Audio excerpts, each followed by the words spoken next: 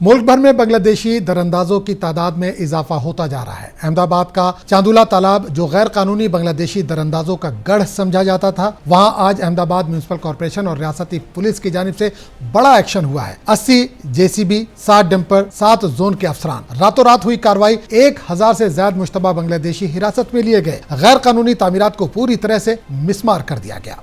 ये जैसा कि आप जानते हैं, आसपास चंडोला तालाब है और इस पे पहले भी कामगिरी 2009 में की गई थी। फिर से इन लोगों ने गैर कायदेसर मिलकत स्थापित की है। अभी एएमसी ने जो सर्वे किया उसमें पाया है कि इन्होंने जो तालाब की जमीन है, जो सरकारी जमीन है, उस पर मिट्टी डाल के झोपड़े बनाए हैं और एक उन्हीं के द्वारा ये आज डिमोलिशन की कामगिरी की जा रही है। पुलिस, ताकि जान हानि ना हो और कोई लॉ एंड ऑर्डर स्थिति ना उत्पन्न हो, उसको ध्यान में लेके पुलिस बंदोबस्त। टोटल 50 जेसीबी अभी तक 50 जितनी टीम काम कर रही है और उनके साथ मैं मानता हूँ कि 2000 जितनी पुलिस इसमें काम कर रही है। हाँ, इनका यहाँ सियासत नगर बंगाल वास्ता, वो यहाँ पे ज्यादातर बांग्लादेशी आकर रहते हैं।